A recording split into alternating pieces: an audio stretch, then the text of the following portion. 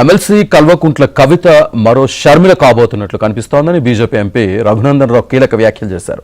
కవిత లేక రాజకీయ పంచాయతీనా లేక ఆస్తుల పంచాయతీనా అని ప్రశ్నించారు. షర్మిల కాబోతుంది. తెలంగాణ రాష్ట్ర రాజకీయాల్లో కవితమ్మ మరో షర్మిల కాబోతుంది అనేటువంటి అనుమానం తెలంగాణ సమాజం నుంచి వస్తుంది. ఎందుకంటే ఈ పంచాయతీ కుటుంబ పంచాయతీ, రాజకీయ వారసత్వ పంచాయతీ, ఆస్తుల పంచాయతీ. ఎందుకు ఆల్ ఆఫ్ సడన్ గా కవిత గారు అమెరికాలో ఉన్నప్పుడు మే 2వ తారీఖున రాసినటువంటి లేఖ ఇంతగా ప్రజల్లో చర్చనీయాంశం అవుతుందంటే ప్రజల ఆలోచన లోపల ఒక అర్థం కనబడతా ఉంది స్పష్టంగా. టీఆర్ఎస్ పార్టీ చేసినటువంటి ప్లీనరీలో తన రాజకీయ వారసులు కేటీఆర్ అని కేసీఆర్ చెప్పకనే చెప్పిన సందర్భంలో కవిత కాంగ్రెస్ ఫోల్డ్లోకి ఏమన్నా వెళ్ళినటువంటి అవకాశం కనబడుతుందా? రాష్ట్ర ముఖ్యమంత్రి గారితో లేదా రాష్ట్ర ముఖ్యమంత్రి గారే కావాలని కవితతోటి ఉత్తరాలు రాయించినారు.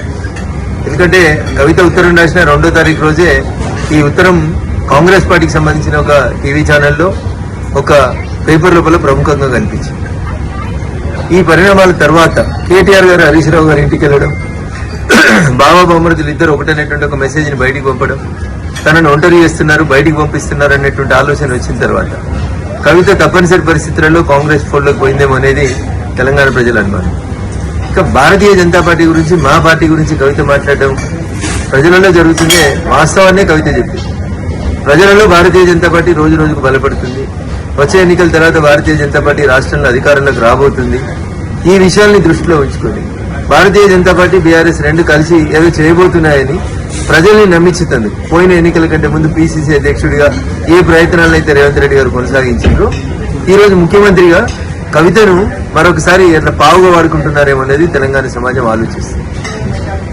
నాకున్నటువంటి అనుమానం కానీ, నాకున్నటువంటి సమాచారం కానీ, ముందు కవితతో పార్టీ పెట్టిస్తారు, తర్వాత వచ్చే ఎన్నికలకు వచ్చేసరికి కవిత షర్మిల గారి లాగా కాంగ్రెస్ పార్టీ అధ్యక్షురాలు లేదా కాంగ్రెస్ పార్టీతో పొత్తు పెట్టుకోవడమే చేస్తుంది.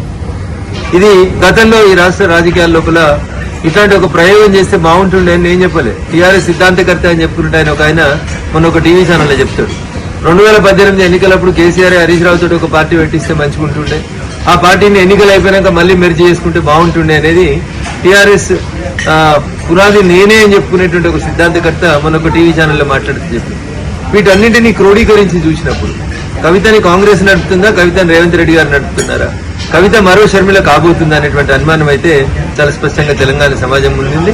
కవిత చెప్పినా, కేసీఆర్ చెప్పినా, మీడియా మిత్రులు చెప్పినా భారతీయ జనతా పార్టీ ఈ రాష్ట్రంలో బలపడుతుంది, భారతీయ జనతా పార్టీ ఈ రాష్ట్రంలో అధికారంలోకి రాబోతుంది అనేటువంటి విషయాన్ని టీఆర్ఎస్ కవితనే చెప్పకనే చెప్పినట్టు మేము భావిస్తా ఉన్నాం.